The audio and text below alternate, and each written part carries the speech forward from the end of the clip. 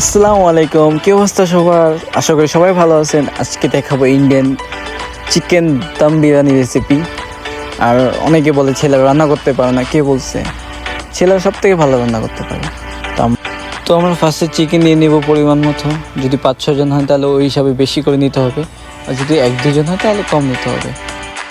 তো আমরা শুরু করতেছি আমাদের Indian chicken dum biryani recipe. আমরা পেঁয়াজ, রসুন, আদা, মরিচ আরও যা যা লাগে সবই ডালবো। সবথেকে ভালো ব্লেন্ডার করে নিলে, ভালো করে ব্লেন্ডার করে রাখবো। তারপর আমরা মুরগিটাকে ধুয়ে রেডি করে রাখবো। তারপর আমরা চুলাতে হাঁড়িতে তেল ঢালবো, পরিমাণ মতো তেল, তেজপাতা, এলাচি আর কি বলে ওগুলা কি জানি না। তো সব কিছু ঢেলে দিব। চুলার আগুনটা একটু নর্মালে রাখবো যে জ্বলে না যায়। তারপর পেঁয়াজ ঢেলে দেবো।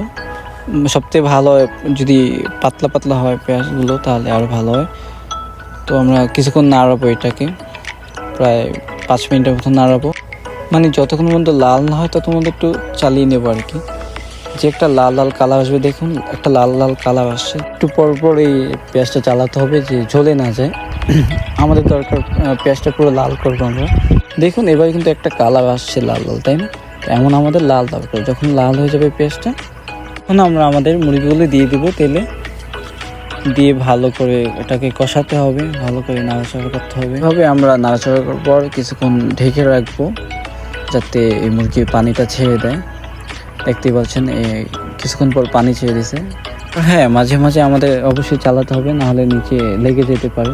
তো আমরা কিছুক্ষণ পর চালাবো, যেমন 5 মিনিট 6 মিনিট পর চালাবো, যে মাংসটা লেগে না যায়। যত ভালো কষাবেন তত কিন্তু রান্নাটা সুস্বাদু হবে, টেস্ট হবে। তো ভালো করে কষাতে হবে, সব দিক দিয়ে চালাতে হবে। তারপর আপনারা চাইলে দইও দিতে পারেন, তো দইটা দিলে আরও ভালো হয়। তো পরিমাণ মতন কিছুটা দই দিবেন, তারপর এইভাবে চালাতে থাকবেন। দেখুন এখন কিন্তু কালার একটু অন্যরকম আসছে। তারপর আদা রসুন বাটাটা দিয়ে দিবেন, তারপর পরিমাণ মতো কাঁচামরিচ, তারপর মশলা, মিক্স মশলা, তারপর মরিচের গুঁড়া, তারপর লবণ, তারপর বিরিয়ানি মশলা, তারপর চিকেন মশলা, তারপর হলুদের মশলা। সব একসাথে ঢালবেন পরিমাণ মতো। এবার ভালো করে ঢাকনাটা দিয়ে ঢেকে দিতে হবে। তারপর কিছুক্ষণ পর আবার উঠাতে হবে, ভালো করে একবার চালিয়ে নিতে হবে। কিন্তু আমাদের বিরিয়ানির চিকেন রেডি। এখন বিরিয়ানির চাউলের জন্য চাউলটা ধুয়ে নিতে হবে। আপনারা চাইলে যে কোনো চাউল নিতে পারেন, কিন্তু লম্বা চাউল হলে ভালো হয়। বিরিয়ানির চাউলের জন্য ভাত যেভাবে রান্না করে ঠিক ওইভাবেই, কিন্তু একটু তেল, সামান্য পরিমাণে একটু তেল ঢেলে নেবেন। তারপর ওই চাউলটা ওইখানে দিয়ে ভালো করে কষিয়ে তারপর পরিমাপ পর্যন্ত পানি ঢেলে দিতে হবে। তারপর চাউলটা সিদ্ধ হয়ে গেলে ওটাকে বের করে এইভাবে একটা প্লাস্টিকের পলিথিনে রাখতে হবে, নিচে যা থাকে ওটা ভালো হয়।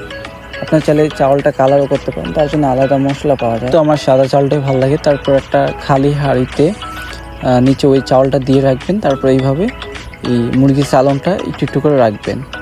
প্রতিবার সামান্য কিছু চাউল দিবেন, তারপর সালনটা দিবেন।